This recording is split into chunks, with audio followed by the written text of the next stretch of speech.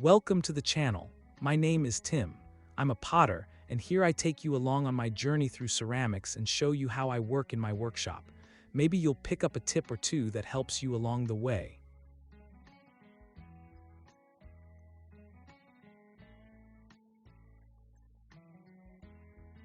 Let's start with my pottery wheel setup.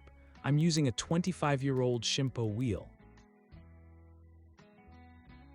Because I'm fairly tall, I placed it on a wooden platform that's about 10 cm high.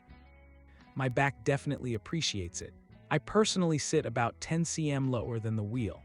The common recommendation is to sit at the same height as the wheel head, but I find this position much more comfortable over long periods. The distance to the wheel is adjustable. Around the wheel, I've connected 3 chipboard panels with hinges. Their only job is to protect the surrounding area from water splashes.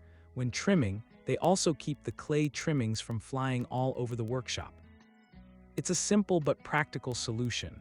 Now, if you look closely, you'll probably notice that something is missing. Yes, the splash pan. I got rid of it almost immediately. I simply don't need it. Instead, I cut a wooden board to size and sealed it with varnish because there's obviously a lot of water involved in pottery.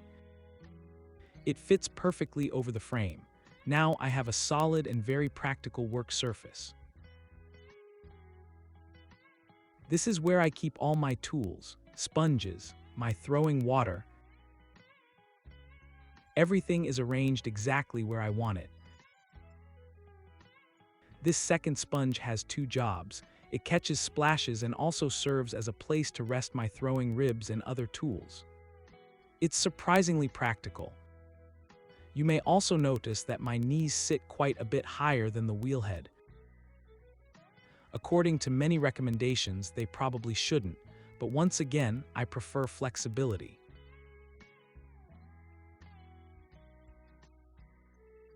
When I pull my feet back, I can change the height of my knees whenever I need to.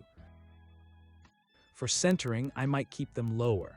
If I'm throwing a taller piece, which happens much more often in everyday work, I simply adjust my position. Whatever feels comfortable, the distance between my legs and the wheel is actually much more important.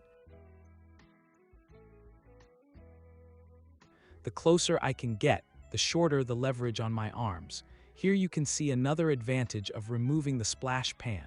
My legs can get much closer to the wheel. That shortens the leverage on my arms and gives me much better control while throwing. Let's take one more look from above. And now I'm curious, do you throw with a splash pan or without one?